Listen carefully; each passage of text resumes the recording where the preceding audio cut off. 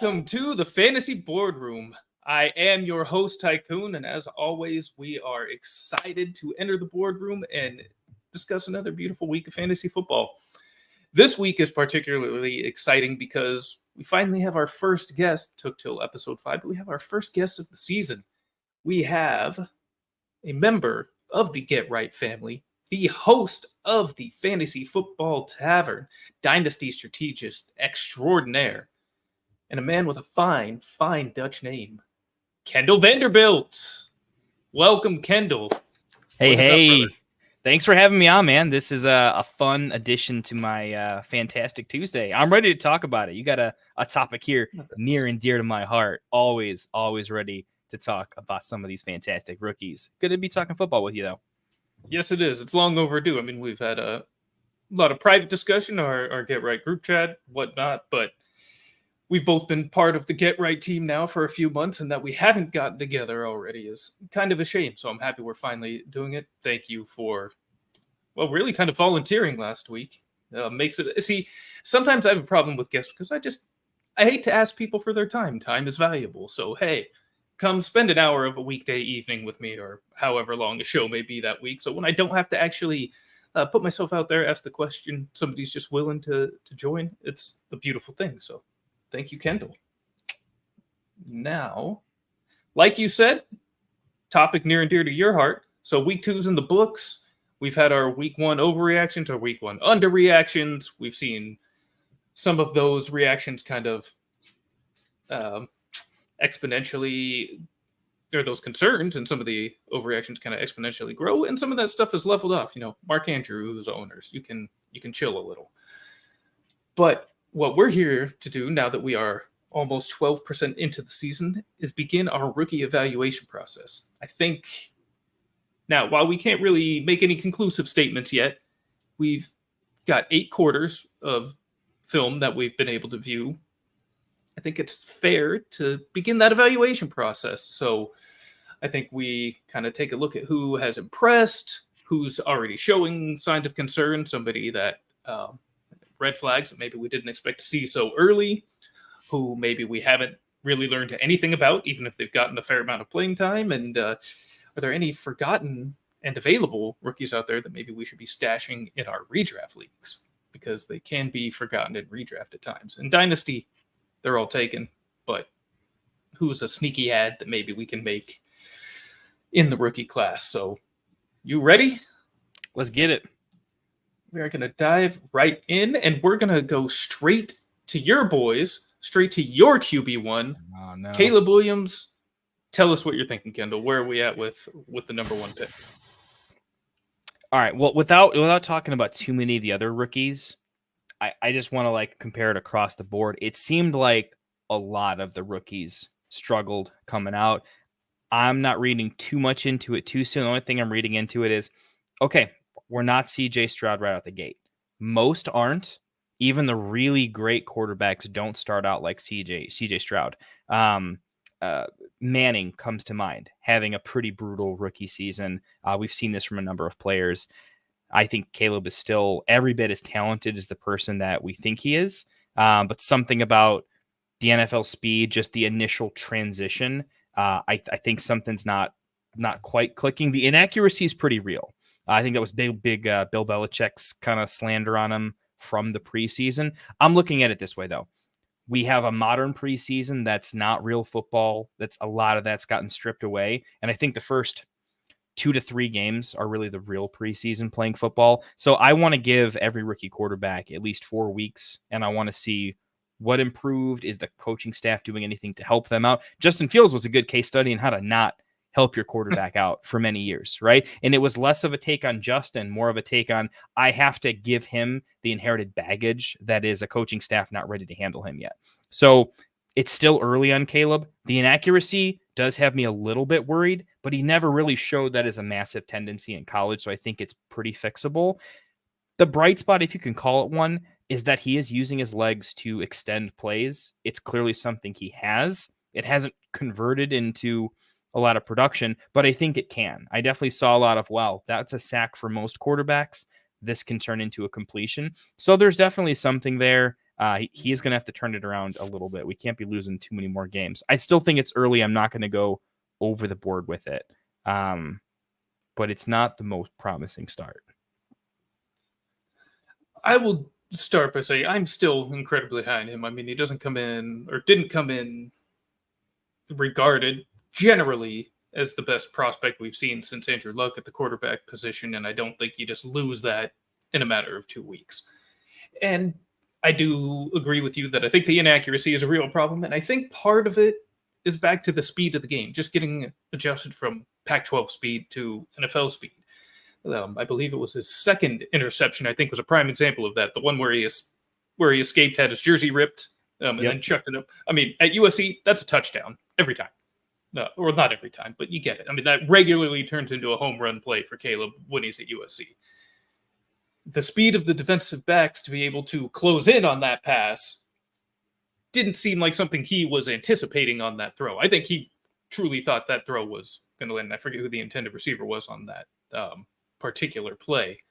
But I think he had that. And I think as he does continue to play and adjust largely to the speed of the game, I truly think that's the biggest factor for him at this point. That will start to come together. So while there have been some not so pretty moments, especially in week one was pretty ugly, despite coming away with the win. Although Titans defense might be a little bit better than at least I perceived coming into the year following the first 2 weeks. So that's a fair point. But yeah, and you also make a good point. No preseason. I mean, keeping these guys bubble wrap, not even letting them get a couple series in just to establish any sort of small level of chemistry or rhythm with each other, especially him and the receivers. Like you said, these first 2-3 games really are their preseason. So I'm not panicked in any way. Now, on the redraft side, for fantasy purposes, in a 12-team league, probably not too worried about it. In a 14-team league where you often do need to roster a backup quarterback just because in 14-team leagues, everybody seems to do so, and you could really be in a tough spot should you end up with your quarterback hurt, even in a 1QB 14-team league. I'd be willing to keep him on the bench there. But in Dynasty, I'm still treating him as my Dynasty QB1 of this particular class. And looking forward to what I anticipate will be some wonderful growth moving forward.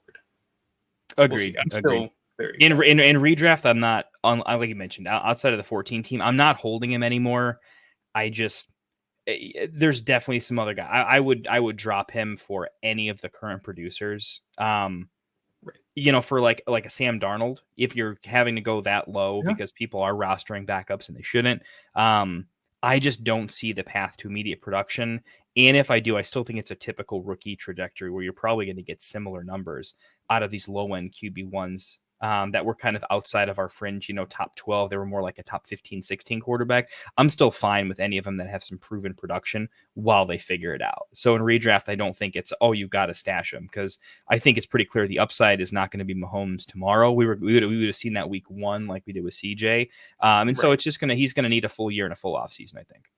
And even if it starts to come together for him for real life purposes and it's resulting in success for the Bears, I think honestly that's going to end up leaning more into the running game for the Bears. I mean, that's going to be their formula for winning, is they're going to rely a lot more on that ground game. So I don't think, the fantasy ceiling is really going to be there his rookie year, especially based on what we've seen these first 2 weeks. On the flip side, though, we do have Jayden Daniels, the number 2 pick over in DC, who does appear to have a nice fantasy ceiling. We saw that in week 1 with 2 rushing touchdowns. What do you have? Almost 80 rushing yards in week 1. Yeah, I think maybe 78 or something like that. It was up there. It was pushing it. And in this past week, a lot less, kind of an ugly game between the Commanders and Giants. It was really kind of funny that the Commanders didn't punt all game, score a touchdown, field goal, nothing but field goals. Truly unbelievable. And what was the stat? It is the first time a team in the Giants scored 3 touchdowns, failed to allow a touchdown, and lost the game. Or conversely, a team gave up 3 touchdowns without scoring one and won the game for the Commanders. Just unreal. So even in spite of the offense not scoring a touchdown and just a lot of intermediate length drives to get into field goal range, a couple of close ones, he scored 13.44 fantasy points. So for me, I'm kind of viewing this as probably his floor game or close to it. Short of, eventually he'll have one of those really bad turnover games. He'll throw 3 picks and fumble. Like one of those will happen. So, but you take the outlier out of there. This is probably what you're looking at on the low end on a weekly basis. So from any quarterback, if you're looking at close to 15 points as your floor, I'm pretty thrilled about that, and still incredibly high in him from a dynasty perspective as well. Yeah, he's a big riser for me, actually, because I think there's 2 big ways you can look at that game.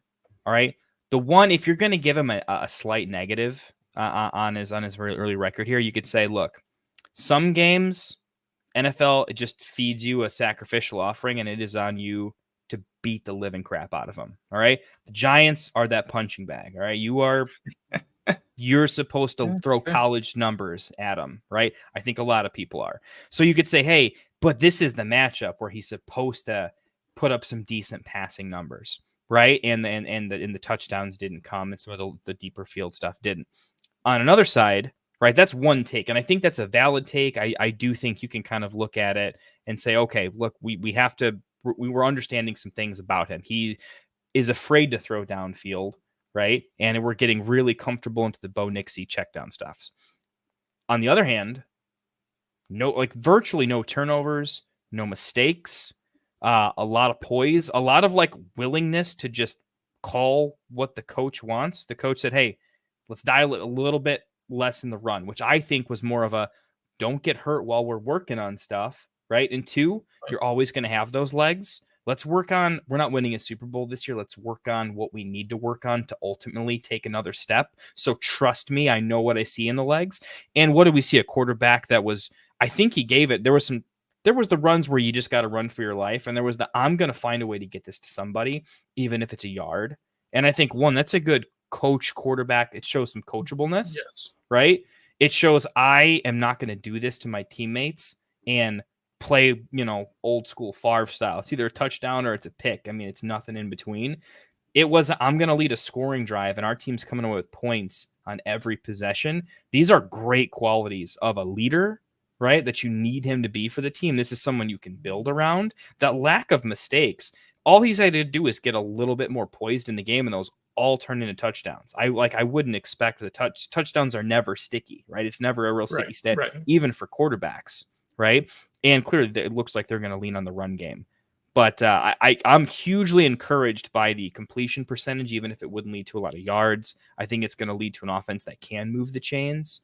There's going to be brighter days ahead. But like I said, if this is the floor game, not just with the rushing and the non-getting turnovers, but this offense is going to put some points on the board. I'm also extrapolating that to Terry McLaurin. It's not as bad as it might be for some other guys. There's going to be some better days. Nobody's just going to let Brian Robinson run for 150 yards every game. Eventually that's going to have to get stopped. And when it does, so out of all the rookie quarterbacks, Jayden Daniels for me is the one I feel the most confident in saying, even for dynasty production year 1, you're going to get it. And then from the redraft world, I think he's top 6-7 quarterback.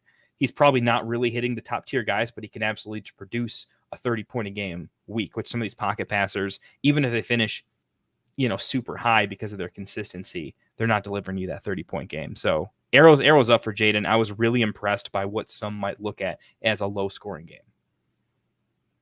Agreed. Incredibly so. And yeah, you make a good point. I mean, the lack of hero ball tendencies thus far, I think, is incredibly encouraging for, 1, his mentality, and 2, the coaching that he is receiving and the relationship that he has with the coach. Because at LSU, I wouldn't say he was always playing hero ball necessarily, but I mean, these are cocky college QBs at times. I mean, they know they're good. And they flash it.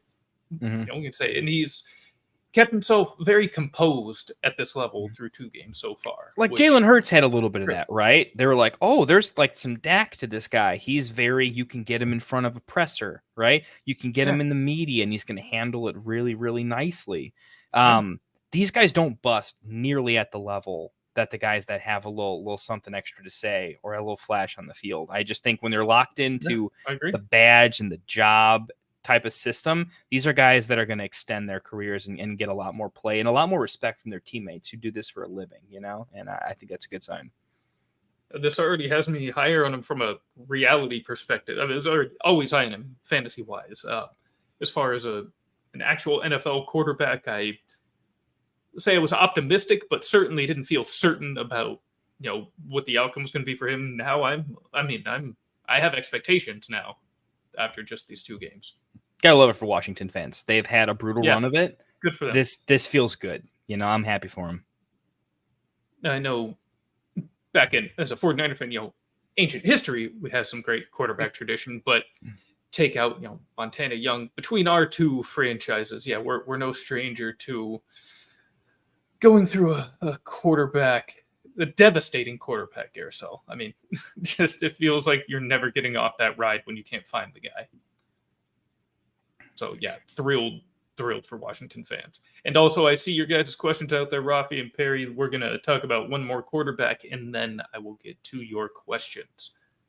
So we do have one more active rookie quarterback that is starting, can't talk. We have one more starting rookie quarterback to discuss, and that is one Bo Nix. And you mentioned some Bo Nixy throws as we were discussing these previous guys. So what do you have to say about Bo Nix himself?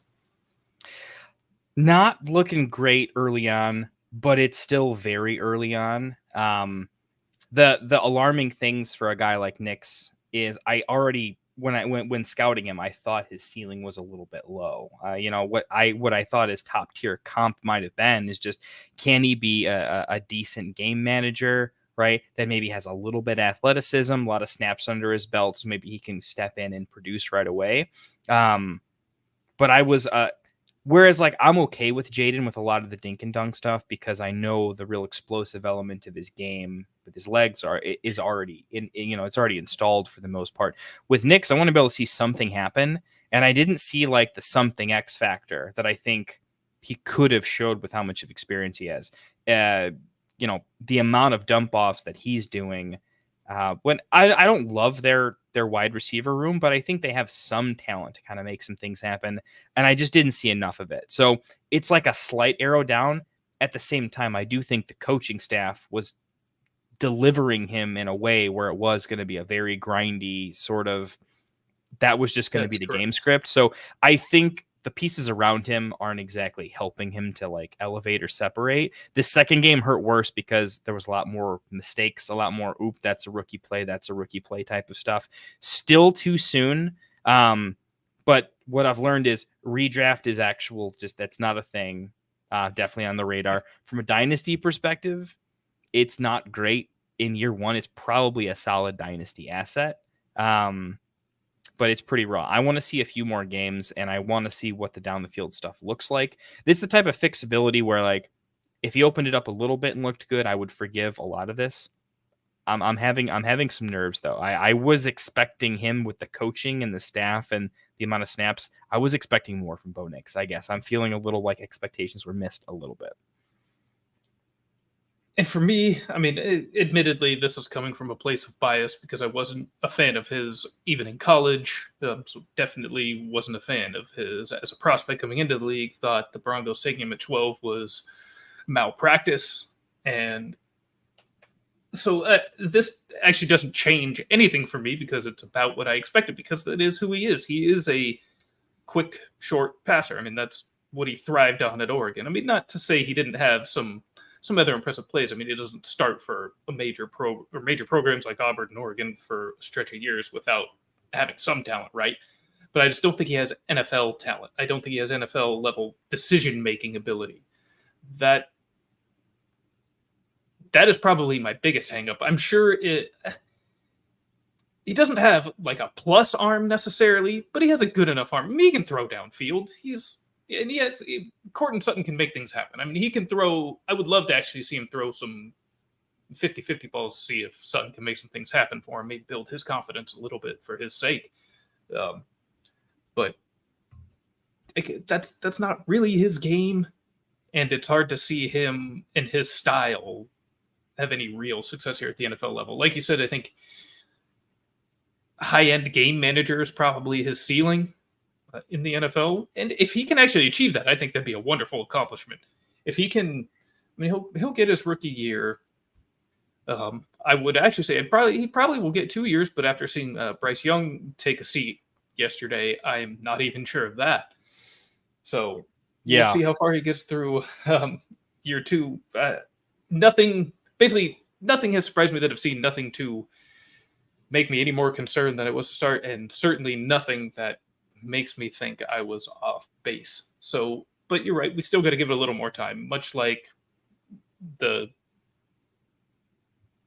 patience, I guess, that I was lending towards Caleb and saying, hey, these are his first couple of games. It's preseason games. For all intents and purposes, I'll be fair to Bo. We'll treat it that same way. But we'll see some different game scripts too. I want to see what keep does expectations low. That's all I would say. I'm definitely not raising. Yeah, we'll have to see. Well, before we dive into the next position group, or even the next player, let's just get to these questions real quick. Keep our wonderful viewers engaged. And we'll start with our boy Rafi Baum. Dropping Caleb and Stafford for Carr and Darnold across a few leagues. Yay or stick it out? I know I can answer with hardcore. I'm in the same boat, and I think across 4 or 5 leagues. My standard, like when I find a pocket, particularly at the late 11-12 turn, I was just doing I like all the position player values. I like the way my board reads, and I'm going to have to go get all my guys at the turn. I was consistently going late quarterback, like very late quarterback. Like Jayden had to fold me to value because I was going even later. I was going Stafford and Goff in particular. I liked their schedules and I liked their weapons, and I think they could be a top 10 quarterback and I could get them for free. And I've dropped all of them immediately. I already dropped them last week for Baker, but if I had kept them, I would immediately. Darnold above Carr for me. I like the weapons, and I can't unsee the play that I just saw. Like the talent was absolutely bonkers. And Carr, the offense we thought was going to suck doesn't suck. And having a free 70-yard bomb to Shaheed half the time doesn't hurt your quarterback stats. So I think, I would drop more than just them at this point. I would even go reaching up the board a little bit. I think Carr and Darnold are going to be great plays. Yeah, I agree with everything Kendall said, actually. I would say if we got some unexpected positive news out of nowhere back surrounding Cup, Stafford is back in the conversation, but in McVay's words, out a while, so I'm going to treat it like it's a while, and with no Puka, no Cup, no Higbee, not that Higbee was ever a huge factor, but, he's on Cup to start this year. Or an offensive line, didn't buy him an O-line. I thought it would, but it's not there yet. Well, and everybody got hurt in the first week anyways. So I want nothing. Honestly, I think the Rams are already cooked for the year. I think this is just horrible. It needs to be said. I hate doing that, but I'm there. I'm there with you on it's a lot. It's like it couldn't happen to a nicer group of guys. Like who doesn't want to see a lot of those players just work? But it kind of feels like curtains, man. Although if they can somehow do a ridiculous comeback, they might be a fun team to watch if they have any statistical relevance to make the playoffs at the end of the year.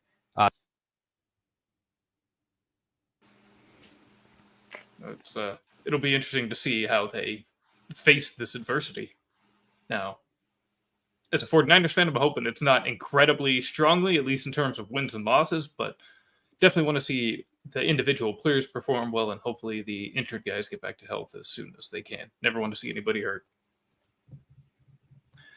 Perry, yes, we will take trade questions. Yes, sir. And I see yours down here, so we are going to dive into it, sir. You got offered Nabers, Garrett Wilson, and T. Higgins for Chase. What? Am I reading that correctly? You're being offered all 3 of those players for Jamar Chase because you should take that offer if that's the case in redraft or dynasty, but that still seems like it can't be correct. Yeah, Perry, can you give us some context, brother? If you're still in there, give us a format and break it down a little bit. Yeah, that is I feel like either some information is missing here or we're missing something. Because in a vacuum, if you're being offered Malik Nabers, Garrett Wilson, and T. Higgins, just for Jamar Chase. You should do that yesterday. Yeah, I don't need it across all formats. Okay, 8-man league. Oh, 18. That's why Okay. it's pretty stacked. I think you're getting the Neighbors side, right? Yeah. Honestly, I think I like Neighbors best out of this group right now. I was just gonna say I like Neighbors over Jamar Chase, like almost straight up at this point. Almost, Neighbors right? is so. We're gonna get to Neighbors. It's crazy bit, that I it's think, a question already. Yeah, Wilson's gonna be wheels up later on too. I was expecting a get right game from him. They just didn't need it. But Rodgers is not stupid enough to think that he's going to do something this year without clicking with Garrett Wilson. It's going to take a second, but it's coming. I'm off of all of the Bengals, man. I'm completely. I've sold all of my shares of Bengals, or I'm in the process of it. Go grab Neighbors. It's not quite like Rams level, but it's another team. Just the vibes don't feel great surrounding that group. I mean, Chase is upset he hasn't gotten paid. He feels like the Bengals misled him this offseason. T's hurt, also not happy to be playing on the tag. He was expecting to get paid. They let Mixon go, and I know whatever the opinions are, I think he was popular in the room. I don't think that offense wanted to see him leave. But they always start slow, so I'm not going to go that hard into the bad vibes surrounding the team on the Bengals. I mean, under Zach Taylor and Joe Burrow, this is a kind of a standard start.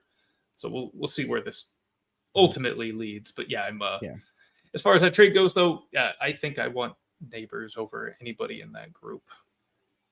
Tempted to counter Chase, Amon-Ra, Waddle for CD, Neighbors, Wilson.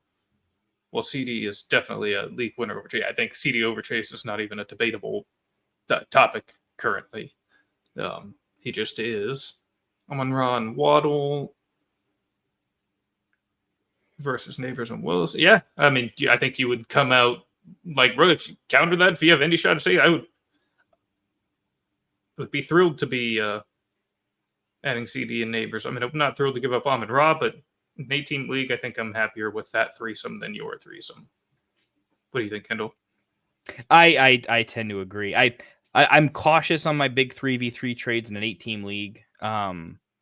Only because I want to win, but I also don't want to completely bury somebody. And we're talking about big names across the board. Someone could really come off bad. But if I have to take a side, right, with all that, I'm taking the CD Neighbors Wilson. I think Waddle is huge down arrow for me. Chase, that's what makes this easy. I like Chase and Amon-Ra, but if you're just saying Chase and Amon-Ra against CD and Neighbors. Okay, they're starting to get a little bit closer because I'm on Ra over Neighbors, I think, at that point. But it's close enough that I'm going to stick with the all three assets that I'm probably starting in But close one. I think what we're saying is, look, we'll buy low on Chase, but we're mostly on if you can get good pieces that are also undervalued, do it. We're not saying Chase is bad. We're saying Neighbors is elite, and it's probably there's a buy low window on Neighbors because people aren't realizing how good he'll be in redraft just yet. He could be a top 5 wide receiver. Or still that concerned about, the Giants as a whole. Yeah, I think he's still got the stink of can I get off this boat before it becomes Garrett Wilson last year? Yeah. Thank you for the love, Pompano. Always appreciate it. Larry, look, I just don't have the time to dive into this tonight with our show, but no, Malik Willis is not the same QB as Lamar Jackson. The show is a proud member, one of the leaders of the Lamar Jackson fan club, and we will not stand for such heresy. Props to Malik for playing well enough to win this past Sunday. A great job by Matt LaFleur is really my takeaway from Sunday in Green Bay. But yeah, no, Malik Willis is not... I wanted to say not in the same universe as Lamar Jackson. I think that's even still disrespectful to Lamar Jackson. So no, the answer is no. And I'm not going to work to change your mind. Yeah. Just watch football, my friend. That's all I can tell you, bro. I think it's worth mentioning that Lamar, you got to feel terrible for him. That O-line is maybe the worst in the NFL. It's truly awful to watch. And it's scary. It's scary how much that O-line doesn't get talked about because of how good Lamar is at ad-libbing with his feet. He ad-libs with his feet in a way that rushing quarterbacks don't. Like, it's crazy how comfortable he is in constant motion, and that's why their O-line gets a slight pass, because he's under fire the whole time. He just doesn't always look like it. And even your Kyler Murrays and Hurts look significantly flustered when they're forced into moving, and Lamar just lives there. That, I think, is one of his more underrated features. But yeah, that O-line's truly devastating. I know we're talking about the rookies, but if we went into other stuff, that O-line is the biggest takeaway for me. The whole team is buried. Zay Flowers gets to be Jalen Waddle's rookie year, though, and catch 1,000 passes 2 yards down the line. Yeah, Jarvis Landry Redux. Let's go. DJ Moore, Jalen Waddle PPR. Yeah. I mean, despite Caleb's early struggles, I mean, just without Tua, I'm sorry, there's no way I could put Waddle above Moore. So I agree with you there as well, Kendall. So there's one more rookie QB to just very briefly touch on before we move on to the running backs, and that is Drake Maye in New England. And I just have one simple question for you. Based on what we've seen from the New England Patriots these first 2 weeks and Jacoby Brissett in these 2 starts, how long do you think he'll continue to play? When do we see Drake Maye? Well, we know it's I didn't think they were going to start him, but mostly because what I thought was going to be a brutal first couple of games of the season apparently isn't as brutal as we thought, I guess. LOL. I thought it was going to be about week 7. Do they have the bye in week 6? I don't have that up in front. I wanted to say I thought it was 7 or 8. Is it 7 or 8? Maybe it was the 6th. I had penciled in somewhere that their first 6 games were pretty brutal, and then I guess the bye might have been 7 or 8. I think it's probably at no sooner than after the bye, regardless of record. I think they're going to give him a little bit more time, let the other players develop around, and then they'll get him on the field for the second half of the season to get some reps. That's just my feel for it. They're a week 14. Okay, I was just thinking the schedule then. Well, if it's not about the bye, then it's at least after that brutal slate of the first 6 games. So I don't think it's any earlier than week maybe 7 or 8. Yeah, it does ease up after week 6, because then they go into starting week 7, go into Jacksonville, Jets, Titans, Bears, Rams. Yeah, I think somewhere in that stretch is probably where they make the switch. It's a little too soon to be calling it exactly. Look, I'll put it this way: if they keep winning games, it's not happening this year. They're doing something well over there. But that would be my call. Yeah, I'm kind of with you. I don't know if it'll be quite right there, just because I think even with the loss to Seattle, the near win, I mean, Brissett's looked good enough. You know, he's professional enough. Mayo, tried to combine Gerard and Mayo into one word. Gerard Mayo, look, he's a new coach trying to establish a reputation. You know, he doesn't have one yet. Winning games is significant for him, no matter how it's done, and regardless of long-term project in Drake Maye's development. So, yeah, like you said, if they're winning, being competitive, I don't think he's going to feel motivated to insert Drake Maye in there. That said, going back to that schedule, there is going to be a tough run of games. I don't think the Jets are going to be easy for them. The 49ers won't be easy. The Dolphins, we shall see in week 5, but without Tua, maybe manageable. Texans will not be easy. Another reprieve there with Jacksonville, just a bit. And then back to what are probably some tough defenses again, the Jets and the Titans and the Bears, actually. So I'm thinking probably more like week 11 if we're playing the schedule game and trying to project this, because that's when the defensive slate starts to ease up a little bit. It's where the mathematical eliminated portion comes in too, right? Yeah. Where you're like, once you're mathematically eliminated, I think that allows you the free pass to start your rookie with nothing for him to think about. Yeah, that's a fair point. I do hope we see him though. I'd like to. I was my thing is like quietly when everyone else was getting really spicy on JJ McCarthy, which I never understood to be fair. No. The hype was on where he was going, not about him, and I don't think that's a really fair representation when scouting someone. But Drake Maye, I was impressed with. I thought he was a guy that, look, if someone's gonna pop, I actually thought it could be him from this class. Like his upside is like, he's got a little Justin Herbert in him. You see a little of that wiggle in the preseason. I'm very excited to see what Drake Maye does when he finally gets on the field. He was a guy I was happy to see him slip in the draft process, where he started to go a little bit farther down. And he was definitely someone I was trying to target a little bit, if I could. Yeah, I'm not as high on him, but I will say I agree with you on the upside part of it. I mean, if he does hit, this guy could be an absolute stud. He's a little bit of a reckless player for my liking, at least at North Carolina he was. So that's probably my biggest concern. I mean, all the traits are there, all the physical tools are there. So it's a matter of if he can put it all together. Now, I was wrong about Justin Herbert. I had some similar concerns about him, and I've never been more wrong about a quarterback in my life than Justin Herbert. So holding that L these last few years, it stops me from being so bombastic about it. But I will say, and I'm not even going to be able to be harsh on Drake Maye anyways, because even when he ultimately does get inserted, unless it's next year and they've made some skill player improvements, I can't get on him for not being able to have a ton of success with Jalen Polk and Demario Douglas. And come on. Hunter Henry's fine, Ramondre Stevenson's fine back, but that's not what's going to predicate quarterback success. So, yeah. And we'll have to see. Yeah, nice to see New England have something exciting though. Like I'm a big fan of modern NFL. They won 6 Super Bowls, in our lifetime. They had plenty. Like I'm not crying a river for New England, nor am I going to be happy for them to have something. They were excited for 20 years. So you know what?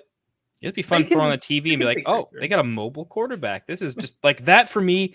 Ends the Belichick era. So I turn on the TV, and there's a guy running around the field at quarterback for New England. It's going to feel bonkers, and I'm going to love it because then it's not Brady's team anymore.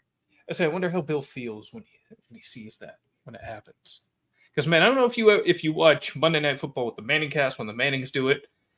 So Bill, when they were talking about the Falcons, man, I feel like he was slipping in some little just subtle shots. I think he still wasn't too happy about them not hiring him. Oh, I think the way he was talking about it was I felt it. Yeah. I mean, it was there. It was there. I love him in the commentary, though. I think he's going to go. I hope he doesn't go back to coaching. He's so good. His commentary is just it's thought out. It's what you want from I used to be in the game at the highest level, and now I'm going to tell you guys about it. It's why the Manning cast. And he knows how to communicate it well too. I was surprised. Some of those players or former coaches, it's like what's in there. They're so used to talking to their talent. They're not used to talking to just a room of people, which I think what broadcasting really is. Like we're just hanging out with people right now, for instance. Yeah. But he gets it across in such an eloquent fashion that I'm like, I gave you too much crap, and Bill. He's kind of funny too. Like he's funny. Like on the roast, did you catch the roast? Yeah. Oh, the roast was great. But I mean, that was amazing. He pops up. Yeah, either Manicast, sometimes on McAfee. Guys, just I can't believe it. I love Bill Belichick now. Like you told me that 3 years ago to punch you in the face. Like no, yes, I would have done that to you, man. But who would have thought? This is go Bill. Yeah, keep it up. You have nothing left to prove in coaching. Please keep entertaining us. Mm-hmm. We'll get him on the show for sure, right? I mean, dude, he seems to be everywhere right now. Maybe we can get him. I'm gonna slip into his DMs. Man. Why is Josh Allen so bad? Come on, Larry, you're killing me here. First, Lamar Jackson is Malik Willis, and now Josh Allen is bad. Keon Coleman's on the field. Maybe he did forget, or maybe also Keon Coleman's not that good. That's also very much a possibility. But we're going to talk about Keon Coleman here in a little bit. Buy low on Bryce Young. I would say if you do still have any modicum of hope that he can be something, you can probably get him pretty damn cheap right now. If you want to buy low, that should be very, very attainable for you. I'll encourage you to hang on to your 2027 fourth round picks. I was going to say, you're not touching a second now. I'm taking anyone in the second round above him at this point, though. Yeah. Now, talking about somebody I do feel bad for, I feel bad for Bryce. I do feel bad for him. Look, there's a million people getting injured. Half the quarterbacks look like they suck. I think he'll get a shot, but it's got to be elsewhere. I think. Yeah, I think he will. He's a number one overall pick. Look, he's not going to be written out of the league in 18 games, short of like a off the field problem. So yeah, he could be a bridge quarterback, and we'll see if he steps up. I wouldn't mind seeing something happen. So I think we're back to Perry's 8-team league. Would you trade Tyreek Hill, Kyren Williams, Herman Raw, Connor, or Hill, Kyren for Justin Jefferson, Nabers? Well, I would trade Hill and Kyron for Jefferson and Nabers for sure. I don't even care what your ASAP. running back situation is outside of that. And Hill and Kyron for Amon-Ra. Connor, it's kind of a wash to me. I wouldn't do the Amon-Ra. Well, this is just redraft. So actually, yeah, that would be Tyreek Hill, Kyron for Amon-Ra, Connor. I think you can get more. I would want something back. Yeah, I mean, with Puka and Cup out now, I think Kyron's going to certainly see a lot of extra work, at least here in the near future. And I'm not all the way out on Tyreek without Tua. I mean, he's still Tyreek Hill. I mean, just get the ball in his hands and crazy things can happen. So, I mean, obviously, I don't regard him as a potential candidate for wide receiver 1 overall anymore. But am I not starting him now because of this? Absolutely not. That's insane. Yeah. So I'd probably just hang on to Tyreek and Kyron in that one. But I would move them for Jefferson and Nabers in a heartbeat. Ross, I'm not worrying. Kendall, if you have Chase and Bengals in any league where you have, I'm buying. Man, you were just saying you were going to sell Chase and Burrow off like in our chat last week. Get out of here. Get out of here. I mean, they're on the block everywhere, but it's like we do our shows, right? And then people like that watch are in some of my leagues, right? And then they'll throw me out like a single first for Jamar Chase or something like that. I'm like, guys, I will sell at 97 cents on the dollar. Okay, no problem. I'll give you a tad bit of value. But what are we doing here, guys? Like, you gotta believe in yourself. If you really are the type of player that's like, I'm gonna buy low on this guy, like, be prepared to buy just a little bit low. Don't go for the pure value. Like call your shot. You know, I don't like this right. I don't like the whole, like, I'll buy this guy, but only at a ridiculous value, because then you're not calling your shot, right? And if you're playing in a good dynasty league with, like, good players, like, that's never going to happen. You only win that trade if you're actually playing someone that's bad. Otherwise, call your shot. Pay up a little more. It'll feel better when you're right. Trust me. And honestly, similar thing sometimes with buying high. I mean, sometimes that price really is only going up. So right now, even at a high price, it's still, like, that's where I'd probably put Malik Nabers. Probably a high price, because I think that bad boy's going up. So if you have any desire to try to trade for a Malik Nabers, now's still the time. I would overpay for him at this point, for sure. Yeah. My chance to overpay for Devin Achane, I think, kind of came and went. I had a period of time where I was getting him for like just a first and a second, but and I couldn't in the most recent startup that I did, probably, what was it, early August, maybe late July, I'm not sure. But HN was slipping. I think we got around to the end of the 4th is when I started trying to trade up to try and get him. And I was offering, normally I hate trading future picks in a startup. I'm a trade back exclusively type of person. But in this case, I was trying to do a trade up and offer a first along with it. So trade, my 5th, which was like mid or late 5th, and give you the first so I can draft it. And they rejected me, and like each time a person would reject the trade, make their pick, and HN wasn't taken, I just kept trying to make that same trade to the next person. No, I was actually down in the 6th. That's where I was. I didn't have a 5th round pick. I had already traded it away. Wow. And he ended up falling to me at like the 602. I got Devin HN at the 602 in a startup. That's pretty insane. He was my big reach in best ball, where like he was going at like the 2-3 turn in best ball. Like I decided I want a lot of Saquon. I thought the upside was, I don't care about the downside. I only see where this works, and when it works, it's going to be great. But Saquon was like a 1-2 turn guy. So my how do I win tournaments and be weird this year by like, how do I do a reach thing? As I'm like, all right, I'm just going to reach the entire second round and do a lot of 1-2 turn Saquon, Devin Achane. I did that in a lot of like the big best ball tournaments where you just have to be weird. Pretty beautiful. I'm getting stupid excited. The only thing is like my second thing was like, gotta be elite tight end this year, and it's like, oh shit. There's still hope for that though. Like all the tight ends have been terrible, so right? Except for Bowers, baby. Oh, we're gonna get to him though. We got a whole. He'll just be the tight end segment. We should probably get some of these rookies though. I think, right? We should. I'm gonna hit these last 2 comments here before we move on. Larry, I did think Herbert was bad. Wait until my Willis take ages. I mean, I will wait. I'll continue to wait. No problem. I really have no fear about Malik Willis rebounding and turning into something like Herbert, making me look bad. Not worried about that at all. Herbert was actually good in college. So, do we hit the panic button on Levis? Should one move into Drake Maye? I would trade Levis for Drake Maye. Nobody's going to give you Drake Maye for Will Levis in Dynasty, though. But yeah, I'm much like Bo Nix. I was never in on Levis to begin with, so I don't have any of them. The panic button has always been there, so I'm not the right person to ask here. I don't know if you were ever of a positive opinion of Will Levis on your end, Kendall. So if so, though, are you hitting the panic button? No, I was never super in. I did find a pocket of like, he's just mispriced he was a portfolio play for me, is what I would call it, where I thought his price, I don't think he's going to be a hit, but I have to take a lot of bets and a lot of guys that won't hit, knowing that if I'm getting him at the right price, the right price is still a good play. I'll chase that flush draw a little bit. And if he does hit, if you got him at a late second rookie pick, I mean, that's exactly. It was that if I can do the late second for him straight up, I think like even if he sucks, I can get that value back in an emergency situation. So that's why I always liked his price. I never loved the talent, to be honest, but I'm going to give him a little bit more time. I'm going to give him the benefit of the doubt, knowing that, Nuke is a pretty real wide receiver. He's coming back from the injury. He didn't have above a 50% snap share yet. I just want to see what he's like with all of his weapons on the field, with those running backs taking some of the pressure off.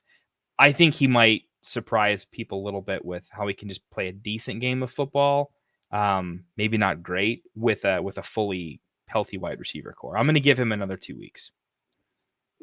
Give him some more time. What I will say is I actually hope I'm wrong on him, just because the dude is a dog, and I love how he plays. Like, I want to hang out with him. I like the game awesome in him. Yeah. So I just on that factor alone, like, I hope he finds success. I'm just not one to think that he will. But yeah, we definitely do need to get to some of these rookies, because we are burning through time and we haven't even hit the running backs yet. Dang. All right. Well, thankfully, the running backs are category. There's no Jonathan Taylor, Bijan Robinson, Breece Hall type runner in this class. So just kind of the big five. We're not even going to factor in Jonathan Brooks, since he has started the season on PUP or IR rather. So we still won't see him for a few weeks. But we have Trey Benson of the Arizona Cardinals, Bucky Irving of the Tampa Bay Buccaneers, Marshawn Lloyd of the Packers, who just hit IR today. So we can probably limit discussion on him. I think that's it's a really bad sign for the rest of his year. Blake Corum, and then Jonathan Brooks here. So high level from me, Trey Benson, I think he's probably mostly irrelevant from a fantasy perspective as long as James Conner is healthy. Irving and Blake Corum, they should be rostered in all leagues. Irving is seeing the field just as much as Rachaad White already. It's not getting that receiving work that Rachaad White has been getting the last couple of years yet, but you see in a lot of the field. So make sure you have Irving on your bench. And Blake Corum, well, with the continued decimation of the wide receiving core, I mean, I was already of this opinion even before Kupp got hurt. You need to have Corum on your roster. But yeah, with the top two receivers down, top tight end down, they're going to have to start giving the ball a lot more to the backs. And while they did ride Kyren pretty exclusively last year, I don't think that's Sean McVay's plan this season to give him another, 90% of the carries. So Corum is going to start to get in there. And I mean, I'm one to still think that I think he's better than Kyren. And I think as he gets more and more touch on the field, that may start to show, and he'll start to get more and more of that share. So I'm excited for him. And then, Lloyd, forget about it. Brooks, when he comes back, and especially now with Dalton actually under center, I'm a bit more optimistic for what he's going to be able to do in his return. But he's a guy that was drafted and is already being stashed. So either you already have him or you don't. Nothing's changed in the world of Jonathan Brooks. Yeah, I think I agree with pretty much everything. Everyone should be rostered for sure, but I do think you're starting to see Benson is, especially in like your 5 bench leagues where it's like, look, is what it is. The waiver wire is just going to be hotter than normal because of the what we have to do with bench and rotating. And there's like more low level trading where it's like flipping a wide receiver for a running back that no one believes in, but you got to do something. These like flex flipping, that type of stuff. I like holding Benson a little bit just because Connor has had some injury history, and I think Benson steps pretty clearly into a good role in a good offense, right? So that actually makes some sense. Irving, also, I think he's elevated a little bit. I am trying to acquire him super cheap. I'm paying very little, but Rachaad White did get a little bit banged up, groin injury. Yeah, he did. I don't really care what injury it is. I think with running backs, my general strategy in redraft is just I want to be a full week to 2 weeks ahead so I can really hit the pockets where they're already on my team. I spent all next to no fab compared to the fab dump of when they get their break. So I want to follow guys that the guy above them is perfectly fine, except they got a little banged up, right? Because the chances their body compensates for something in a wrong way in the next game or the next practice, things can happen. And so that's what I'm looking for. I want Irving because I don't know if Rachaad White injury is going to cause re-injury and James Conner runs angry. And I think something could happen Yes, there. he does. So that's why I kind of like those guys. Yeah, the Corum, Lloyd being on IR plus, I just don't think he's going to see the field in the way that we'd like him to. Corum, I just don't see a real ceiling there outside of injury. I like him. I think he's going to get on the field. I just think it's going to be the same situation you're trying to figure out in your running back room of like, who's going to merge? How's this going to go? I just don't think Corum is ever going to be a league winner outside of injury this year. But I do think he's going to have some standalone value. He might be kind of looking like Tyler Algier by the end of the year, where he's just getting enough usage where he's getting some points for you. But the point is, are we going after any of these guys realistically? At least I think the answer for me is no. I mean, really. I love the exciting take of what could be, but these are all handcuff only for an injury, even this early in the season. I'm just not seeing something dramatic happen, and I'm not going to overreact. Correct. Yeah.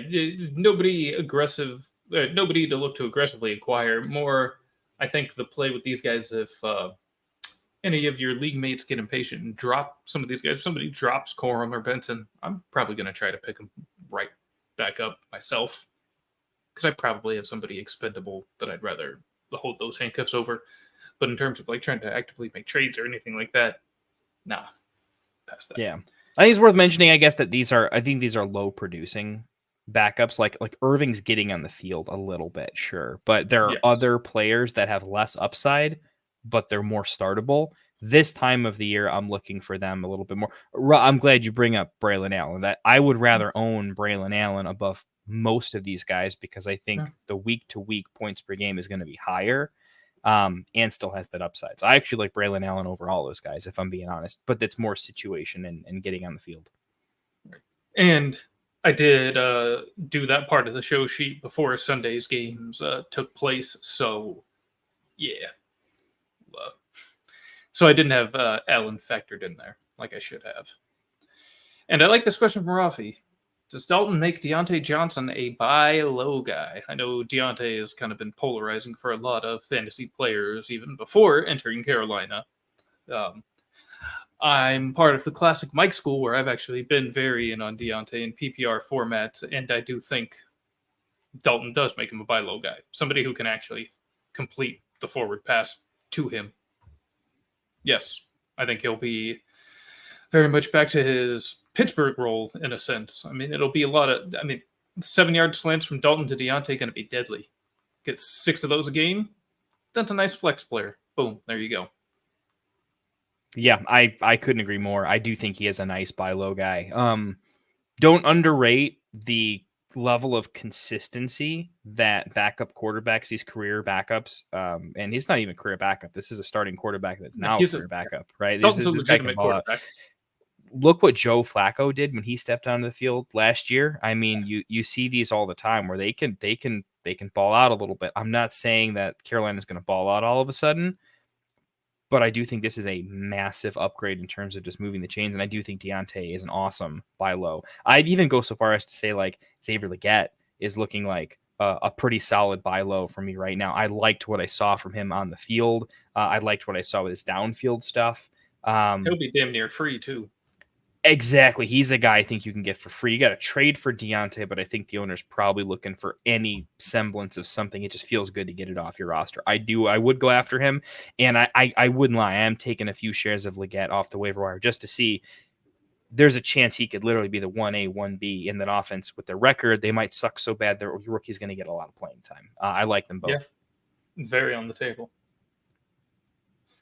But back to, well, he is a rookie wide receiver, actually. Although I don't even know if I had him on the list there at the end. I think I left him off. Yeah, I stopped at Mitchell on our show sheet. So glad we're able to sneak in that Leggett take with the Dalton news. But let's go with one of the most highly touted wide receiver prospects in recent years. A man who started his career with a 1 catch for 4-yard performance. And that is Marvin Harrison Jr., NFL progeny. Baby. Had that classic get right game helping me with the get right shout outs over here. Yeah, that was targeted early and often. I don't know about you, but for me, it was less of a box score thing, and it was more about I needed to watch that game. I needed to watch him play. That first touchdown catch got me borderline aroused. I was very excited. Yeah, I mean, I'm not gonna lie. I'm like, that is some actual situational awareness. We got a toe tapper. Like, is he slow? Can he and it was a little bit of a fingertip grab on that ball too on that one. So like, I mean, it was everything came together on that one catch. That was, everything you wanted to see from him. Nuanced route running, knowing where he's at on the field, timing with the quarterback was what's clearly different for me. That's back on where it needs to. And the fact that this was all literally in the first half gives you like some players just play a good game. 9 targets, 7 catches, 107 yards. Looks awesome, right? When you can do that level of production in a half of football, you're playing a very different game. And for me, he went from like, guys, is he going to do the JSN BS, dance where it's taking forever, which thankfully JSN got there too. But no, this was nope. Remember when he got freaked out about Jamar Chase with the preseason drops? Yeah. This was the preseason drops for Marvin Harrison, and now we're all like, glad we got that out of our system, guys. Now we can bitch and moan about all the injuries and not about this. We have something to look up to. All right, we got Nabers, we got Harrison. All is well in the fantasy world. Dynasty football makes sense again. It's a good place. I don't think there's any other take than he's exactly what we thought we'd be. He is not Tyreek Hill. He plays a different type of football. But you sometimes you have to see it with that type of football to see it. And not every receiver can do the fingertips catches with the toe taps. And not every quarterback is comfortable throwing NFL open. I think that's our worry with traditional X's. Kyler comes from a tree of like, I can't unforget watching him, throw the Hail Mary and random stuff like that. But he likes to break it down. He likes to get crazy when he breaks the play down in a similar way to Russell Wilson. So very encouraged by the usage. And I think he's Jamar Chase wheels up for the rest of the year. Could not agree more. I mean, literally my whole note about this was wheels up, baby. That's, like you said, all is right with the world. I think he's back on his path to hopefully being a low-end redraft wide receiver 1. And for me, he's a top 5 dynasty wide receiver already. And that made me feel a lot better about having that opinion. So I don't really have much to say other than good, seemingly as advertised. Mm-hmm. I guess the only nuanced take I can throw is that I still thought his draft price and redraft was nuts. Didn't make any lick of sense to me from a historical comp standpoint. At the turn in general, right? I mean, you were probably seeing him no later than 13, 14 most drafts. I mean, for me, it was like, guys, we're taking him over running backs that I don't care how 0 RB super wide receiver heavy you really personally want to take it. I just couldn't take that entire tier of wide receivers over some of the running backs. And for me, the rookie made no sense. I think watching this game, it's like, I'm glad a few people are going to be right because those are the Looney Tune numbers you need to be a borderline first round pick. And actually, I'm glad some people's calls are going to be right. He's not just going to be good enough to be drafted there. He might actually be a value where he was drafted, which is scary to say. It's funny, too, because I generally shared that opinion in redraft. However, I made Marv a bit of a portfolio pick for myself in a couple of best ball drafts, just because, at a certain point late in the best ball drafting season, it's like, I just need to mix it up a little and not just have all these teams be the same. So I had a couple teams where I decided to take the plunge on Marv there, and one I was able to get the stack with Kyler, and oh baby, that team's looking good all of a sudden. Yeah. Yeah, this is one of those like, oh, I see why stacking wins titles, because that was just a free square. Yeah. Yeah, that's fun. So we get to, I think, a guy that me and you were higher on in the process. I think both of us were pretty huge on Nabers as like, no, they're same tier as Harrison. Were you that high on him? Yes. Now, to me, I still had clear separation between the two, but Nabers was just levels and levels and levels closer to Harrison than, say, Odunze was to Nabers. So, yeah, basically, they were the 1A, 1B in a sense, and then Rome was 3. I think my question was, Harrison's good enough, but Kyler better be what we think he is, because if Kyler's dust, he's in trouble. Where I'm like, Nabers was, for me, like, more QB proof. I was certain that, like, oh, I don't care where he goes, he's going to be fine. And then he gets the death sentence. I'm like, you know what? Actually, I think this is a redraft godsend for me, because I'm going to get him so much later than he's supposed to go. Yeah. He's one of my highest owned wide receivers in redraft. I was not leaving in Yahoo. He was really slipping down into like 4th and 5th round in some of the drafts I was in. It was insane. Yeah, that made no sense for me. I'm not getting out of the late 3rd without taking him for sure. He was definitely up there. I wanted Cup. I would take as early as the 2nd. Nabers was my like reach at 3. I like that, and that looks like it will work out, because, like you said, is even going into the NFL draft, you're already kind of looking at Nabers as possibly QB proof, and that was the question that I thought was possibly answered after this past week. Now, just to be fair, always got to, throw devil's advocate, information out there. Daniel Jones, the one team, there's one single team that Daniel Jones just has ownage of, and it is the Washington Commanders. Why? Riddle me that. I honestly couldn't tell you. But even with that factored in, I mean, again, this is one of the eye test. Just if you watched the game, if you watched the plays Nabers was making, just watched him make these catches, run these routes, it was just a thing of absolute beauty. I mean, and yeah, and I'll even be fair to TJ. He had a couple, like, it's not like Nabers was having to make a crazy contested catch on every single thing. He did it all himself on Sunday. But he just showed every plus trait he has in the process of even the more routine plays. So really, Jones was irrelevant. You saw what you needed to see, just like you saw it with Marv. I mean, yeah, that was, and honestly, we didn't see all the yak stuff that we're expecting that's still coming. I think there's still this uncapped, like, guys, if you thought 100 was good, he can put up some 200-yard games. He hasn't done almost anything big after the catch. Yeah. He hasn't been thrown open. He's just gotten so much separation. By the time the ball gets to him, he's in good shape. But if they can start play calling better around him, if the team can actually prep for a little more success, I think his ceiling is even further through the roof. I'm loving everything about Nabers. Nabers is actually, for me, a serious buy. I will overpay and buy and redraft however I have to get him on my team. Cup was my league winner. He's gone. Nabers was like my league winner light that I was calling in a lot of places at wide receiver. I don't have any comps I can give you, but if it's close, I am going with Nabers however I can get a deal done. I really do think he's going to be a top 12 wide receiver. And again, every league is its own, little micro ecosystem, but I think for most of you guys out there, Nabers is probably attainable, because obviously just a pop game here, but listen to Kendall. Be willing to overpay for Nabers. I very much agree with this. And by overpay, honestly, I don't think that's not meeting anything crazy in the case of Nabers, because he still is going to have that giant stink on him a bit. I do think, unless you're playing in a league with somebody like Kendall or myself, if you're in a league with a lot of people that play Dynasty as well, they're probably going to hold a bit tighter. But for any of your normal redraft leagues, particularly your home leagues, you're going to be able to get him at what your league mate might think is overpaying. They're getting a great deal. You're probably paying just fair value.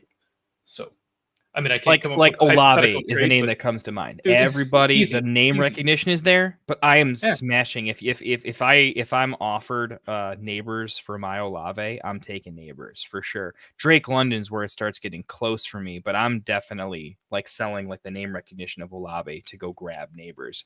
Deals like that, I would definitely get done. See, this is exactly what we're talking about. Anthony.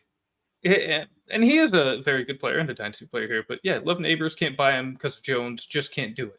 And that's the kind of mindset that's going to enable you to be able to get Nabers at a good price. Because the only even thing those that love him are still, going to have this in the back. They just can't get past that. And that's fair. I mean, Daniel Jones being a concern is totally valid. Like, I'm not even... Like, I think that's a very fair perspective from Rasta here. So not even judging that. It's just, I think Kendall and I are at a point where it's probably confirmation bias to a degree, already having been so high on him and then seeing him do this early with this quarterback. It kind of just validates what we were already thinking. And I did make note of this, Anthony. Yes, it was just Washington, and Daniel Jones is very good against Washington for whatever reason. To be fair, like bad quarterbacks.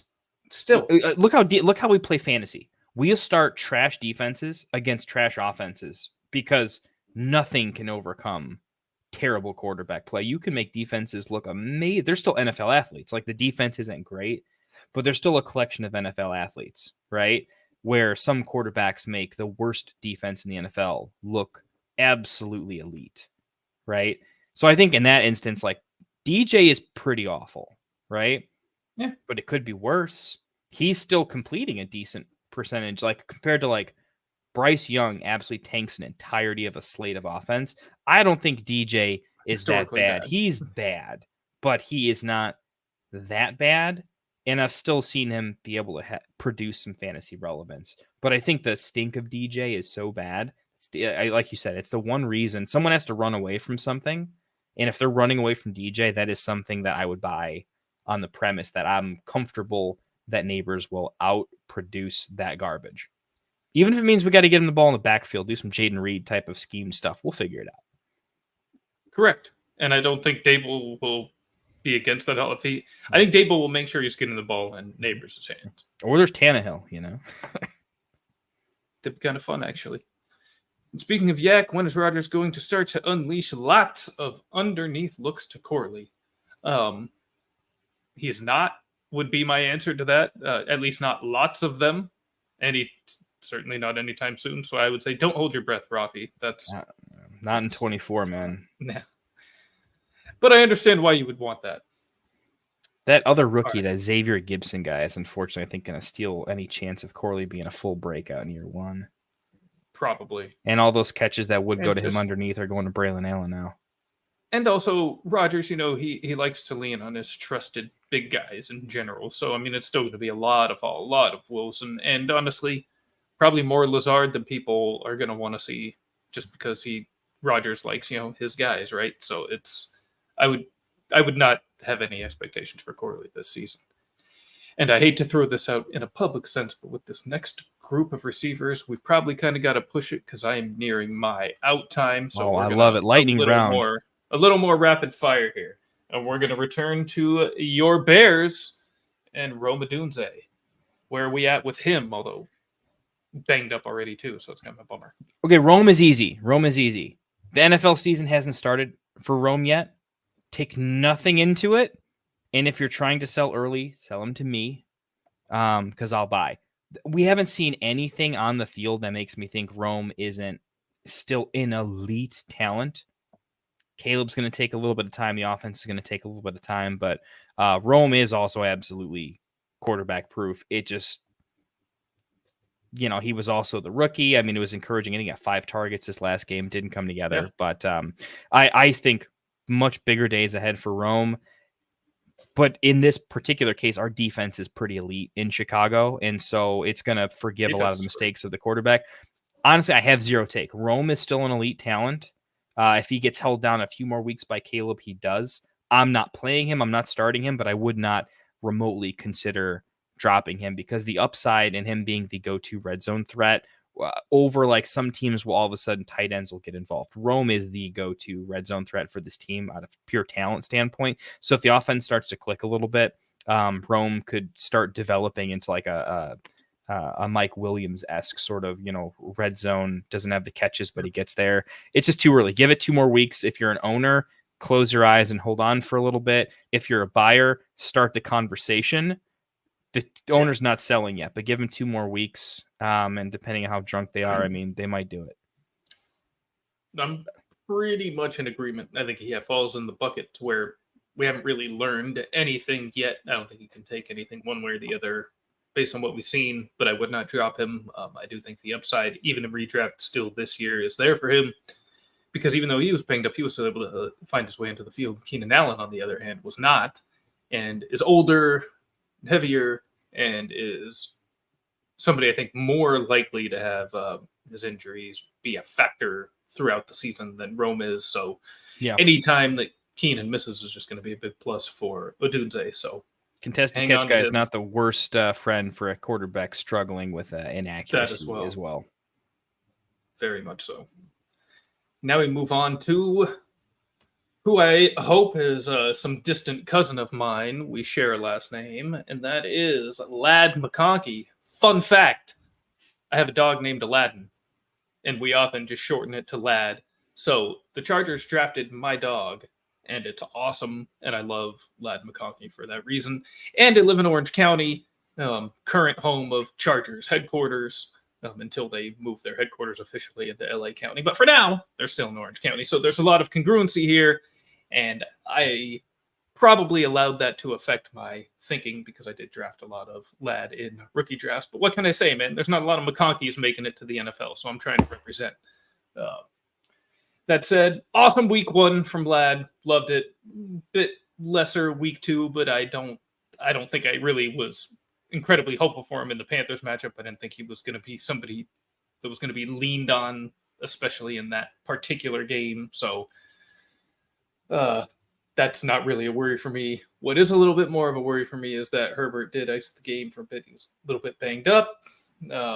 So as long as Herbert's on the field, though, I'm not throwing him out there every week. It'll be kind of matchup dependent for me with McConkey this season. But I wouldn't drop him. He should be on all rosters, and he already has shown himself to be a factor on the field. So I think there's reason for cautious optimism the rest of the season. Again, pending Herbert's health. Yep, that's a big worry. My quick take on him is, look, I like him, but in redraft, his role for me, and whether right now he's a low-end flex for me. I'm finding other options for the most part, and I will look for them.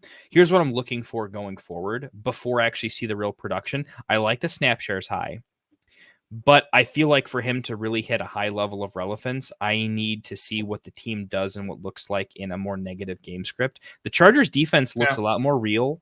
Now they haven't played great competition yet, so how much can you take away from them? Well, last year they played some bad teams and the defense looked awful. This year they're playing some mediocre to bad teams and their defense is looking good. It's the NFL. Nothing's a cakewalk. You have to win the matchups you're supposed to win, and they won that handily.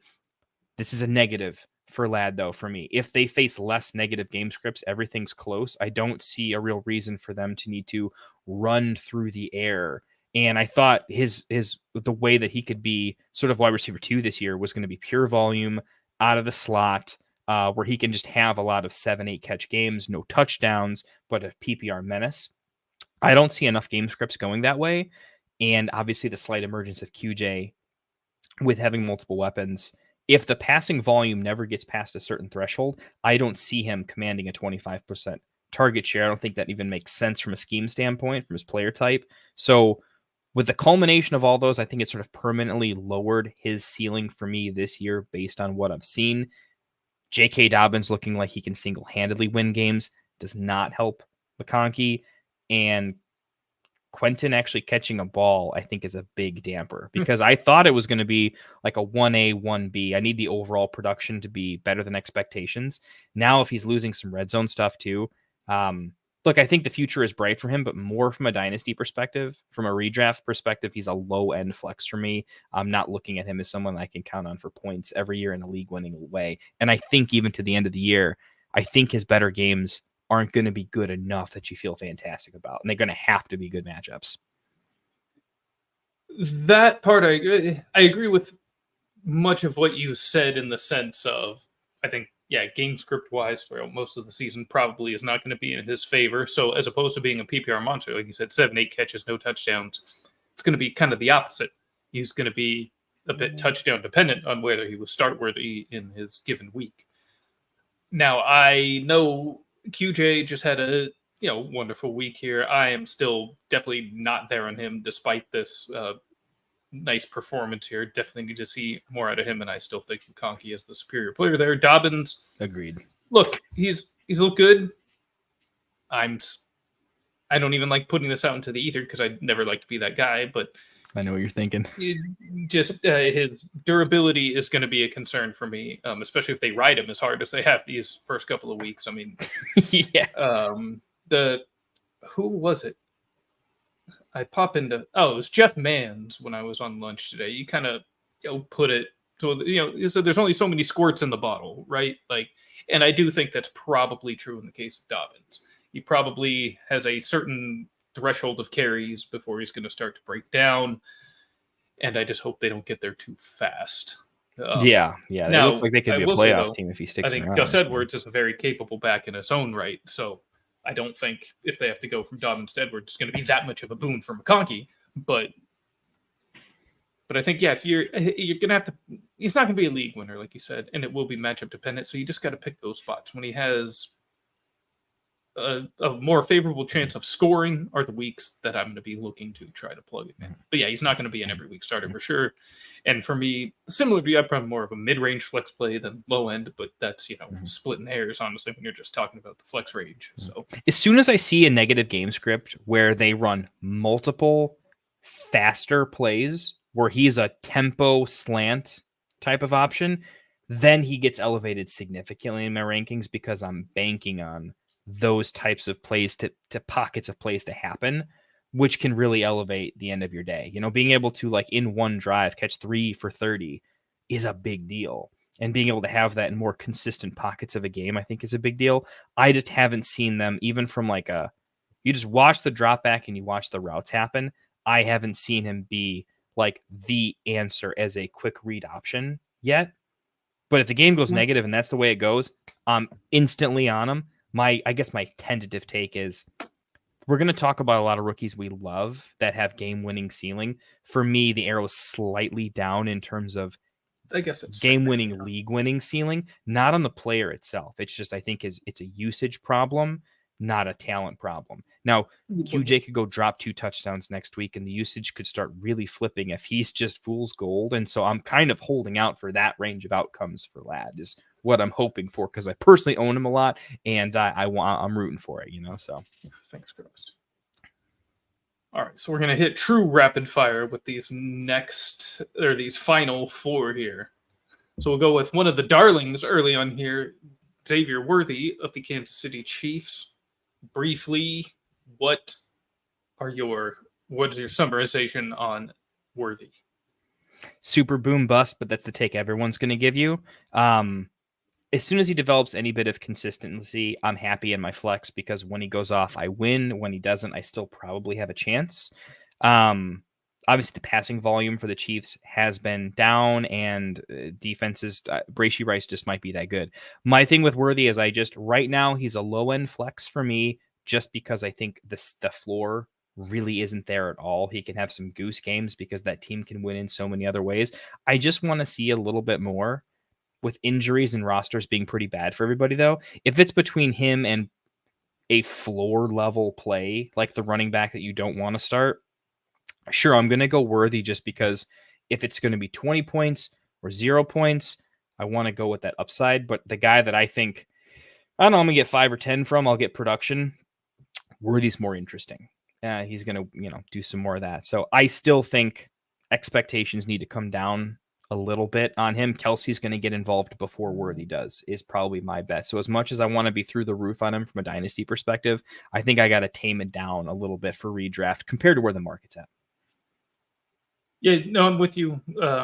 Like most boom bust, and from a redraft perspective, obviously should be on every team. And as far as when to play him, where I'm coming from is we're going back to matchup dependence, but not Chiefs matchup dependence. Your fantasy teams match up.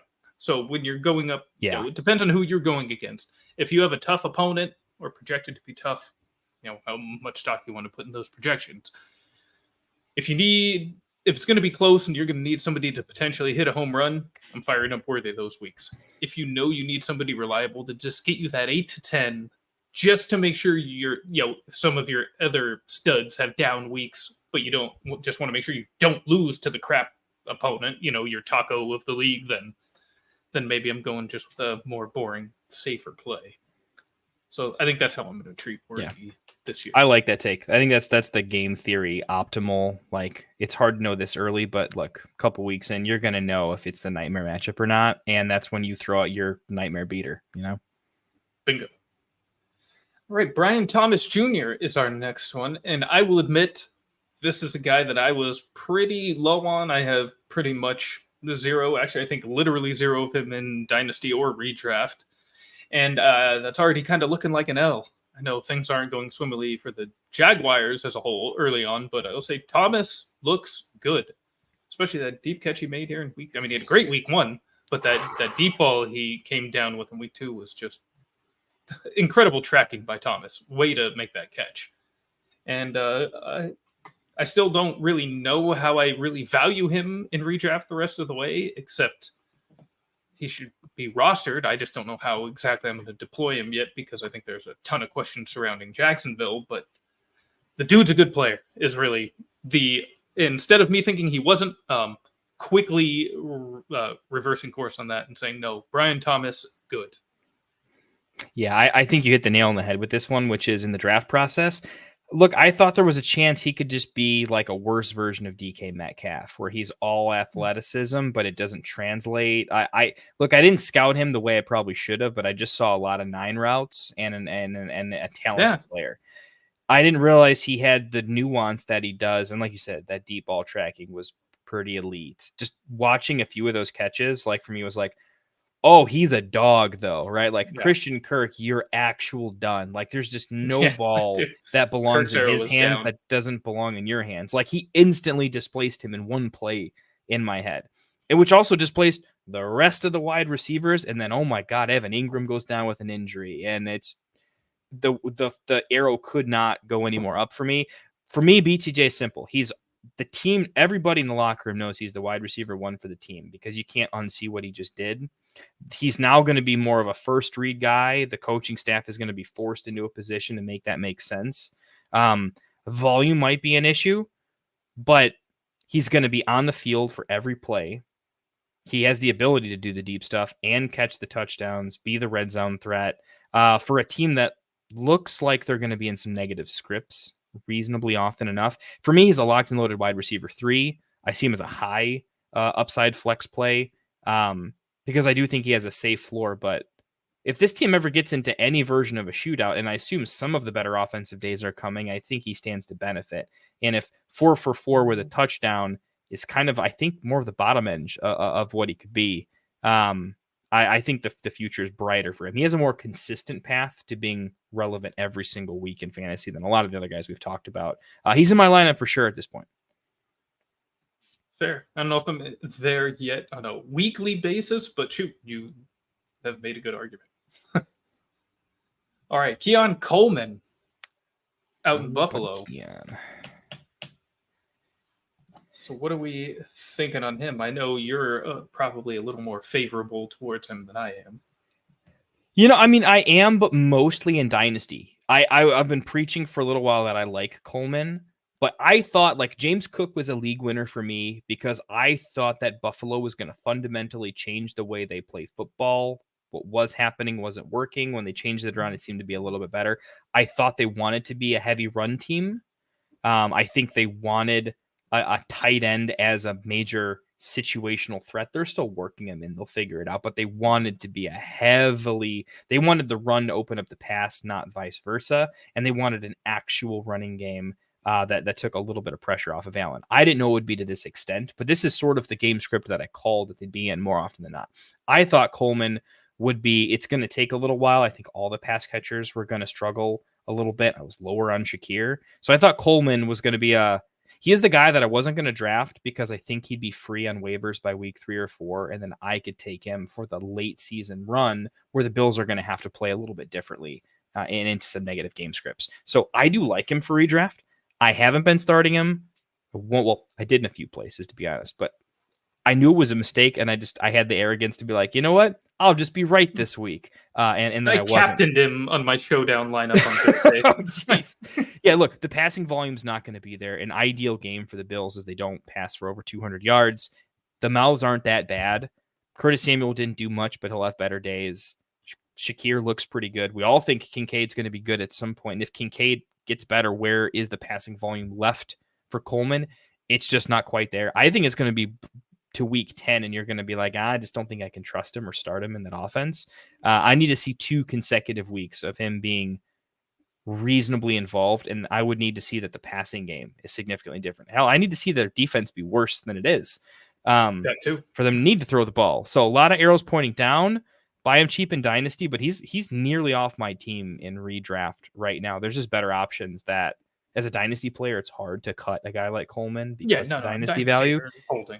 But there are some values on the waiver wire right now that people aren't figuring out, and he's nearly a candidate for me to fluff. Just switch out.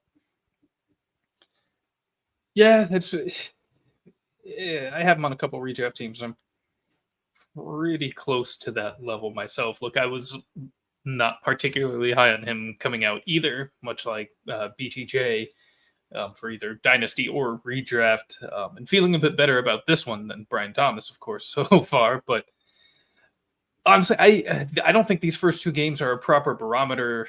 I think we're kind of the same with Rome, really. At this point, I don't think we've seen enough to glean anything real just yet, although you do make a fair point that obviously one of their aims, like, is to run the ball to open up the pass, but they're having so much success running the ball and getting ahead in these games. I mean, they're not really needing to pass, and that's probably going to be the case in a lot of games for Buffalo this year, especially if the defense does hold up. As you mentioned, the defense is better than expected with the absence of Matt Milano. So, yeah, it's hard to see a path for consistent volume and production for him this year, and we needed him. We needed him over Shakir.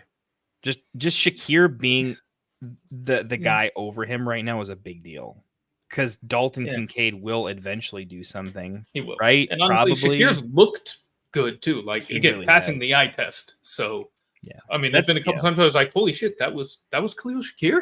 Yeah, I mean, like he looked play. good, man. I think that for me, that's where Coleman's like, look, it's not your fault, buddy. This team will be great because there's a lot of weapons that I think are underrated. If Shakir ends up being one of them, along with Coleman, you don't got to be the alpha, but you can be good at some point. We're like, he's different. The next guy we're going to talk about, I'm much higher on this season for their path to it, where I'm not seeing the easy path for Coleman right now. No. But kudos to Shakir. We're talking about rookies, so I can't throw it out, but dude, keep balling out, man. I was off of Shakir. I was like, guys, we're getting hyped up about a guy that will be like, I got major MVS vibes from it, that type of a thing. And I'm like, I'm happy to be wrong. I think it's better for the NFL if the Bills aren't terrible. So yeah, we'll see. Agreed. Very much agreed. All right, we'll hit our last rookie receiver, at least that's on our list. A.D. Mitchell out there in Indianapolis. And look, my concern with him was Anthony Richardson, and that is kind of what's played out a little bit. But I think if Richardson, and this is a big, big if, but if he can just dial in, because look, he's got a cannon, and we know he can place a nice deep ball. We've already seen it multiple times this season. But if he can just place it just a little bit better for Mitchell, just a little. I mean, he's just missed a couple long bombs to Mitchell already. Oh man, I think there's still a home run potential on a weekly basis. I mean, similar to Worthy, just with obviously a lesser QB. Richardson's no Mahomes, but if Richardson can just find that spot with Mitchell on these deep balls, man, I think he could just have some absolutely massive individual weeks. So I would treat him much like Worthy, to where if you have him play him when you potentially need a home run, and that's probably where I'd leave it. But yeah, just that temptation is still there. Kind of everything surrounding Richardson. Like, you see the flaws, but like you also see the upside. And it's so goddamn tempting. Like, like his average depth of target is gonna be insane, right? It's different because Mahomes can make a lot of stuff work. I don't think A-Rich can do that yet. I think it makes sense for A-Rich to chuck a ball 50 plus yards on every throw. I do. Because I think his best chance of success currently. Exactly. Right? From like a game theory perspective, it's like, well, are we going to make this young quarterback that lost all of last season be good at everything? Like, no, it's the NFL. It's not going to work that way. But he can do things that literally nobody in this league can do. Let's just have him lean on that with the talent around him to make that work.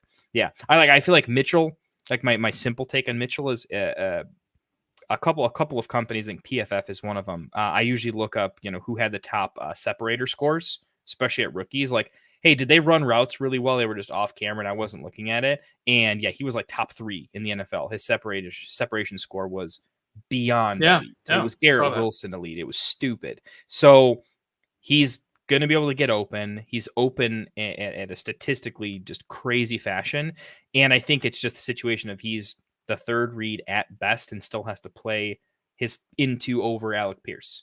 Right. And Pierce just being on the field in the NFL a little bit longer and not being terrible in and of his own right. Right. Like, Pierce has a niche skill set. A.D. Mitchell's a better all around football player. Right. But if it's just straight up a 9-route contest, like, Pierce can say, this is the thing I do. It's what they have me do in practice. Like, of course I'm going to be good at it occasionally the time it happens. Right. Like, So give Mitchell some time. He's going to be open more often than not. He's going to function in a major role, because that offense could open up really quickly. They could say, hey, guys, Richardson is just terrifying on short stuff. Like, we get pick 6-5 on short stuff, but we know he can throw the ball farther than any defender is prepared to go. We should just run a bunch of deep stuff. I could see their offense being completely boom bust. It's either Jonathan Taylor rushing for 6 yards a carry damn near, or a 50-yard bomb. Pick how you're going to lose this game.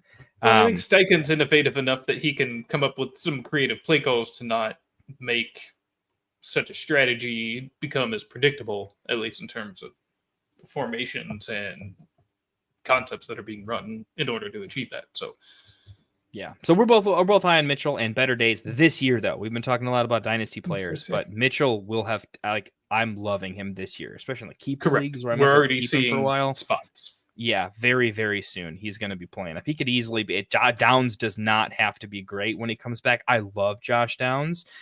I don't think he's the same player that Mitchell is, so we'll have to see. Loving Mitchell.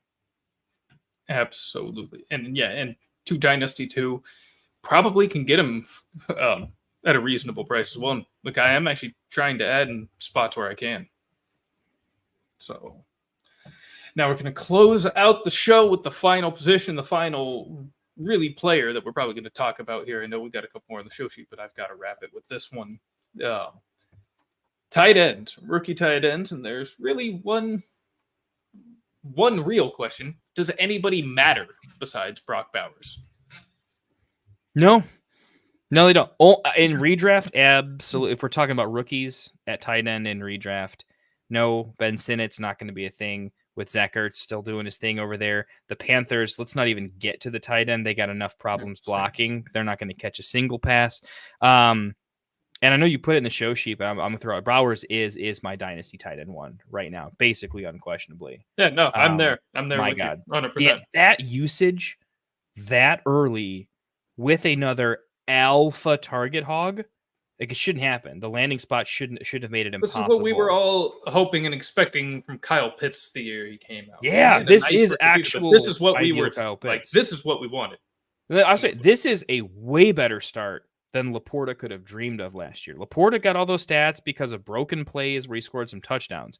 Bowers is doing it in the most sustainable fashion I've ever seen, which is, getting 9 targets, right? being the go-to to go get a first down, to go win a game, to go beat a team that people were saying probably going to make it to the Super Bowl. He's making it look pretty easy too. I mean, you just watch him. I mean, it's like light work for Brock. Yeah, I mean, it's like, yeah, I mean, I think Ross just throwing it out. It's legitimately historic stuff. Like he could be in year 1 what the greatest became in year 2, 3. It's insane. I love this. This take is particularly happy for me because I, like you, was also off of BTJ. And I had a lot of like mid first round picks. So for me, the BTJ, Worthy, Bowers, what the hell do? I have 1 or 2 of these to pick. I went with the no-brainer, and I'm just taking Bowers, and then I'll figure out what I want to do at wide receiver. But I took him everywhere, just remembering, guys, as a freshman, he looked like he could be the best tight end in the NFL as a freshman in the SEC. And then the landing spot was weird. But yeah, he's my dynasty tight end 1. He might be my redraft tight end 1 straight up too. And I don't think it's particularly close right now. What's funny too is like he's a crazy athlete, but like, and he doesn't necessarily look like a slow lumbering tight end, but he also doesn't look like a crazy plus athlete either when he's playing, except in the results. But like, he doesn't look like he's running crazy speed, but it's deceptive, man. He's just so big, fast, strong. His routes are perfect. His hands are glue. I mean, the guy is the total package. Yeah, he's, and like honestly, as a dude, just seems incredibly mature too. This is what he would be. You wouldn't know what the hell you're getting, but just a lot of 10 and 15-yard completions. Yep, and sure things.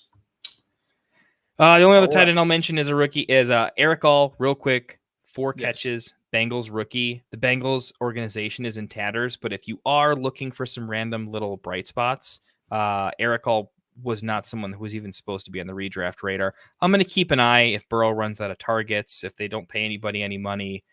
He could be an interesting one to watch a little bit. Certainly. Because, yeah, you're not going to expect Mike Gesicki to be great for a full season. At least I'm certainly not. I mean, he caught a lot of balls, but like a Gesicki injury, I think he might could do something there. Right. So we are going to close the show. Before we do so, I'm going to give you the floor for a moment, Kendall. Just tell us where we can find you, where we can find your show, and then we will get the hell out of here.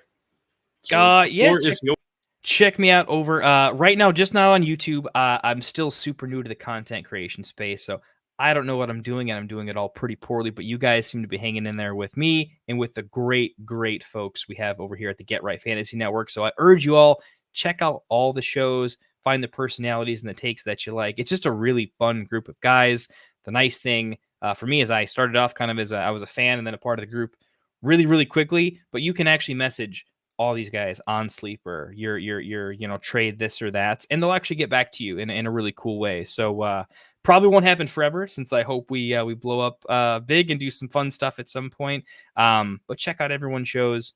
I've been a little MIA with my content, but should be coming back a little bit stronger and doing a lot more shows with these guys. We really appreciate the support. If you watch us occasionally, please do like and subscribe. It means a lot to us as we're trying to grow a little bit and pay a couple bills for the wives and for the kids. And so I can't thank you enough. And definitely keep watching Tycoon Show over here. Had a blast with them, and I hope to do it a bunch more.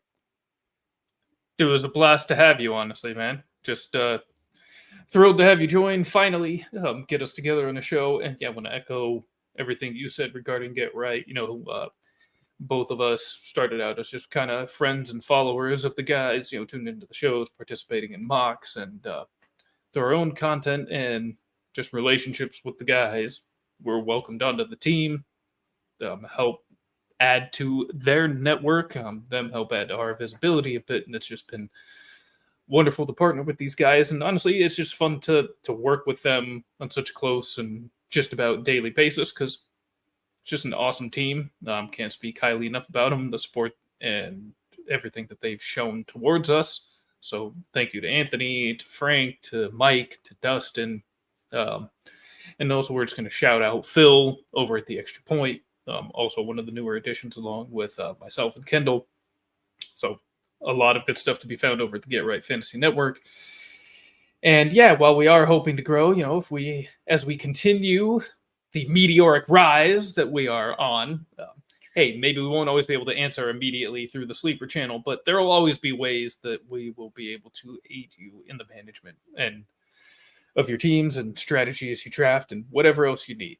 We'll find a way to be accessible. I mean, there's always, even Matthew Berry still answers emails sometimes, right? So there's ways. We'll I find gotta try that one, support. man. Don't you I have worry. not got an email back from him yet. I'm gonna quote you on that one though. We're gonna have to see that one. I haven't either, although maybe I've only sent in one or two in the distant past. But I mean, at least he claims to still sometimes. So I'm just gonna take him at his word. I'm not gonna call Matthew Berry a liar out here. I'm sure he doesn't answer the vast majority, but at least the intriguing questions maybe he gets back on.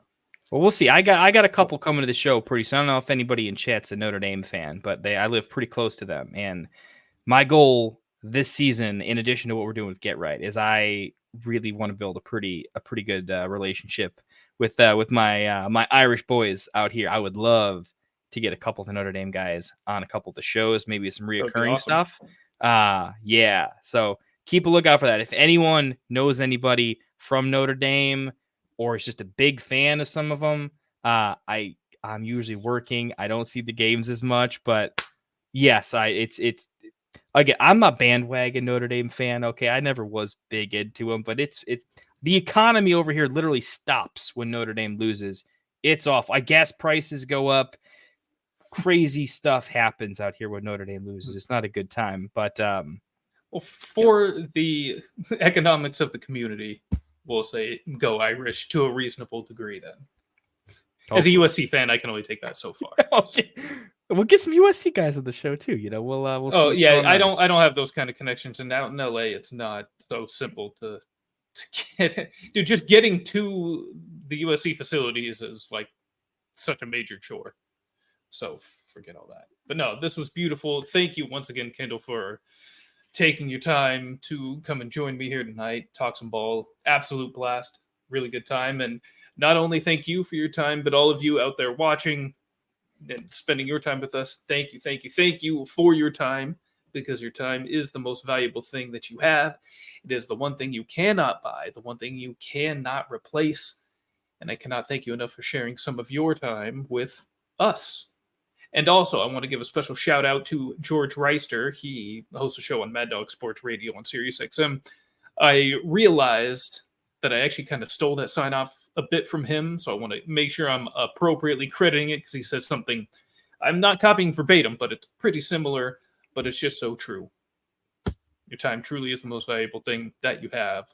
So being able to have some of that spent with us means truly more than I can really express. Thank you very much. And good luck to you this week. We need to win together. And this meeting of the Fantasy Boardroom is adjourned. Wanted to write fantasy is the play. Marking nothing but I tune every Friday. Strategies provided.